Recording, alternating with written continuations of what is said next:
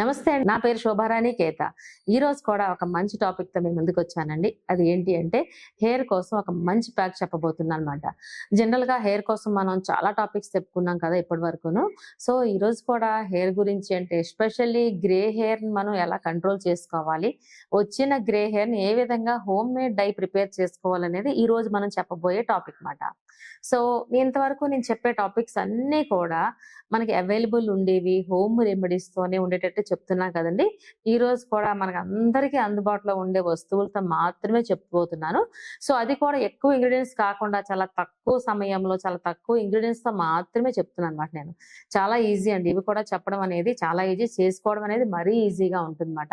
So, chemical లేని డైలు వేసుకుంటే చాలా మంచిది కదా! ఎటువంటి సైడ్ ఎఫెక్ట్‌లు ఉండవు. సో, అలాంటి డై అనేది ఏ విధంగా ప్రిపేర్ చేసుకోవచ్చో ఇప్పుడు నేను చెప్పబోతున్నాను. అది ఏంటి అంటే, ఇప్పుడు మనం చెప్పుకున్నాం. అందరి ఇంట్లో అవైలబుల్ ఉంటుంది. అన్ని సీజన్‌లో కూడా అవైలబుల్ ఉంటుంది అంటే కరివేపాకు. సో, కరివేపాకు అనేది మనకి లో బడ్జెట్‌లోనే ఉంటుంది. అన్ని సీజన్స్ అంటే సీజన్‌తో పని లేదు కదా! చక్కగా కరివేపాకు అనేది అన్ని ప్లేసెస్‌లో అవైలబుల్ ఉంటుంది. అలానే మెంతులు. సో, మెంతులు కూడా మనకి లో బడ్జెట్‌లో ఉంటుంది కదా! అన్ని సీజన్‌లో అవైలబుల్ ఉంటుంది. ఈ రెండిటిని మిక్స్ చేసి మనం బ్లాక్ హెన్నాని ఏ విధంగా ప్రిపేర్ చేసుకోవచ్చనేది ఇప్పుడు నేను చెప్తాను. సో, బ్లాక్ హెన్నా అంటే పెద్ద కష్టమైతే కాదు. ఈ రెండిటిని ఏం చేస్తామంటే మనం ఫ్రై చేస్తాం. ఇందులో మీరు గమనించవలసింది ఏంటి అంటే కరివేపాకు అంటే ఎండిన కరివేపాకు. పచ్చిది వేయటం లేదు ఇక్కడ నేను. ఎండిన కరివేపాకు వేస్తున్నాను. సో, ఫ్రై చేసినప్పుడు కూడా మనకి చాలా తొందరగా కంటెంట్ అనేది రెడీ అయిపోతుందన్నమాట మనకి. ఓకేనా? సో, ఇప్పుడు ఏం చేస్తామంటే మనం ఎంత రిక్వైర్మెంట్ ఉంది. ఒక టేబుల్ స్పూన్ తీసుకున్నాం అనుకోండి. అంటే వైట్ హెయిర్ బట్టి మన రిక్వైర్మెంట్ అంతే కదా! సో, ఒక 2 టేబుల్ స్పూన్ గాని, 1 టేబుల్ స్పూన్ గాని మెంతులు తీసుకున్నట్లయితే ఒక హాఫ్ కప్ అనేది కరివేపాకు తీసుకోవాలి. ఎండిన కరివేపాకు. మనం ఎండితే జనరల్‌గా పాడేస్తూ ఉంటాం. డ్రై అయిపోయిందిలే, ఎండిపోయిందిలే అని పాడేస్తూ ఉంటాం. కొంతమంది మన తాలింపులో వేసుకోవచ్చు. సో, ఆ ఎండిన కరివేపాకు పాడేయకండి. పాడేయకుండా చక్కగా ఈ విధంగా హోమ్ మేడ్ డై అనేది ప్రిపేర్ చేసుకోవడానికి చాలా చక్కగా ఉపయోగపడుతుంది. ఓకే. సో, మనం ఇక్కడ 1 టేబుల్ స్పూన్ ఆఫ్ మనకి మెంతులు తీసుకుంటే, ఒక హాఫ్ బౌల్ ఆఫ్ మనకి ఎండిన కరివేపాకు తీసుకున్నాము. ఈ రెండిటిని మిక్స్ చేసుకోండి. 1 టేబుల్ స్పూన్ అవసరం లేదు. 2 టేబుల్ స్పూన్ వేసుకున్నా తప్పైతే లేదు. ఓకేనా? ఓ విధంగా మనం ఈ రెండిటిని మిక్స్ చేసుకోండి. మిక్స్ చేసుకొని ఐరన్ కంటైనర్‌లో అంటే ఇనప కళాయిలో మనం ఏం చేస్తామంటే ఫ్రై చేయండి. ఎంతవరకు? బాగా బ్లాక్ వచ్చే వరకు. ఫ్రై అంటే వితౌట్ ఆయిల్. ఆయిల్ లేకుండా బాగా మెంతులు ఏ కలర్‌లో ఉంటాయి మనకి? యెల్లోయిష్ కలర్‌లో ఉంటాయి కదా! మనకి ఫ్రై అయిన తర్వాత యెల్లో అనేది ఎక్కడ కనిపించకూడదు. బ్లాక్‌గా అయిపోవాలన్నమాట. మనం దాంతోనే కదా పౌడర్ ప్రిపేర్ చేస్తాం ఇప్పుడు. అలానే కరివేపాకు ఎంత ఎండినా గ్రీనిష్ కలర్‌లో ఉంటుంది గానీ, ఆ గ్రీనిష్ మనకు కనిపించకూడదు. అది కూడా కంప్లీట్ బ్లాక్ అయిపోవాలి. మనం చెప్తే గాని తెలియకూడదు. అంత బ్లాక్ అయిపోవాలి. సో, ఎక్కడ మనకి ఆయిల్ అది యూజ్ చేయలేదు. ఓన్లీ ఫ్రై చేస్తున్నాము.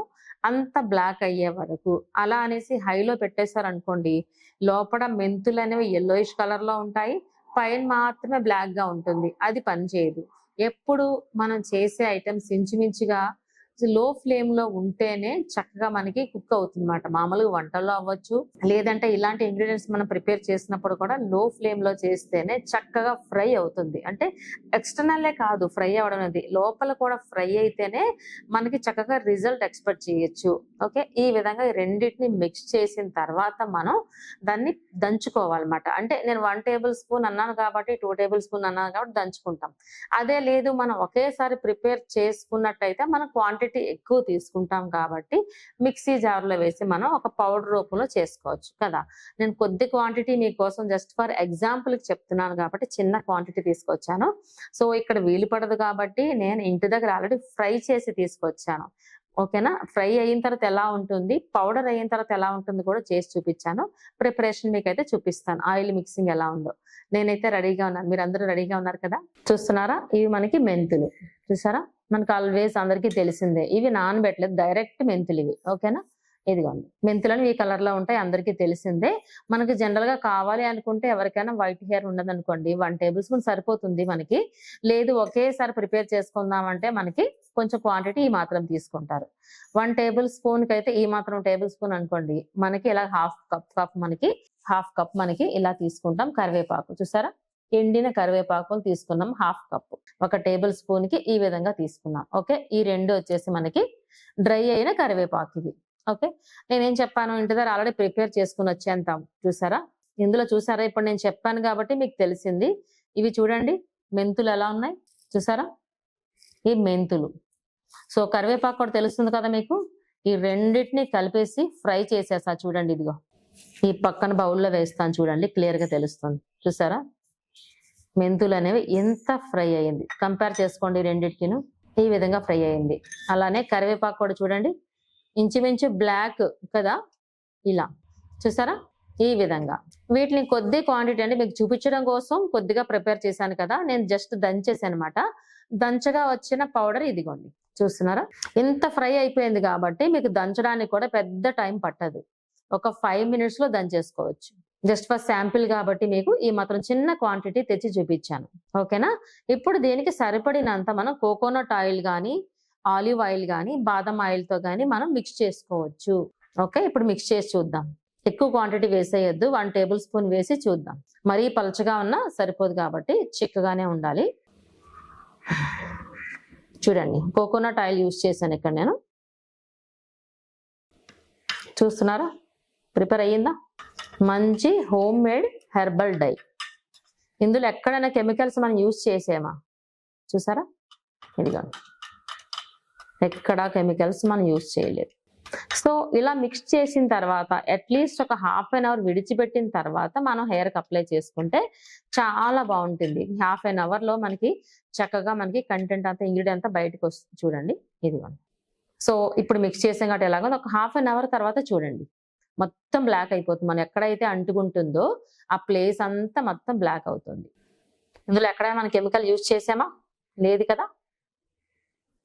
ఓకే, ఈ విధంగా ఒకసారి చూడండి. జస్ట్ మిక్స్ చేసి తీస్తేనే ఇలా ఉంది. ఇదిగో జస్ట్ ఒక 2 minutes అయ్యింది. ఒక 1/2 hour విడిచిపెడితే ఎలా ఉంటుంది చెప్పండి? బ్లాక్ అయిపోతుంది. ఓకే, 1/2 hour ఇలా ఉంచేసిన తర్వాత మీరు హెయిర్కి అప్లై చేసుకుంటారు. ఇది జనరల్గా చిన్న హెయిర్ అంటే పోనీటైల్ ఉన్న వాళ్ళకి సరిపోతుంది, అంటే అక్కడక్కడ వైట్ హెయిర్ ఉంటే సరిపోతుంది. ఓకే కదా, అర్థమైంది అనుకుంటాను మీ అందరికీ. ఇప్పుడు నెక్స్ట్ ఏ విధంగా అప్లై చేసుకోవాలో మీకు ఎక్స్ప్లెయిన్ చేస్తాను. చూసారు కదా, మనకి ఇది ఫ్రై చేయడానికి మాత్రమే కొద్ది సమయం పడుతుంది, కానీ తర్వాత చూసారు ఎంత ఈజీయో. ఒక 1/2 hour అలా విడిచిపెట్టిన తర్వాత మనం చక్కగా హెయిర్కి అప్లై చేసుకోవచ్చు.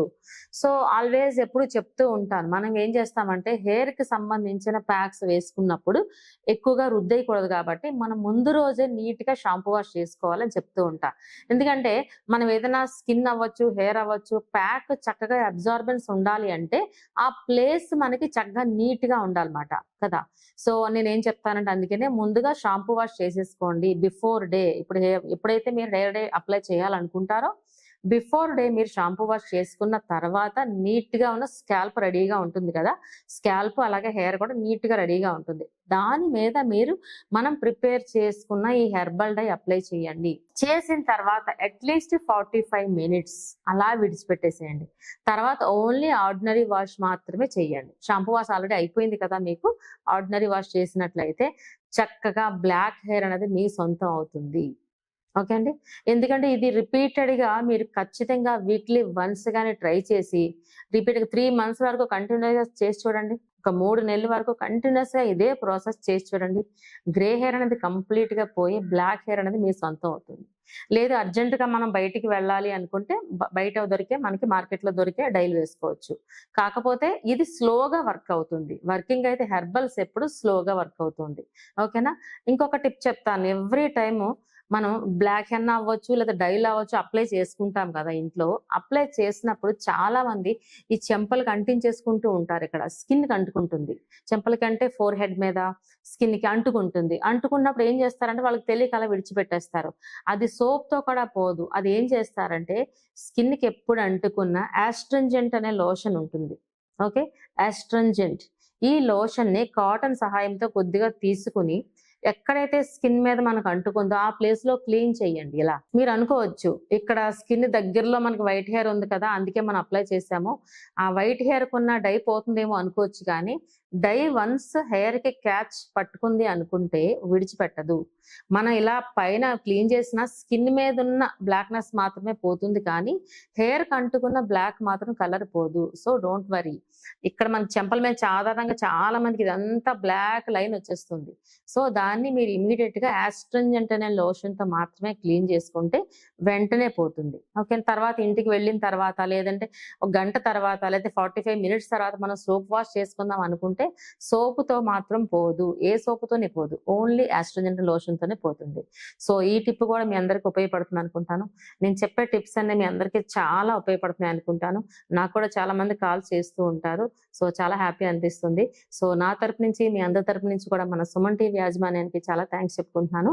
సో మీ అందరికీ టాపిక్ నచ్చింది అనుకుంటున్నాను. అందరూ తప్పకుండా ట్రై చేస్తారు కదా. Thank you so much. మీ శోభారాణి కేత.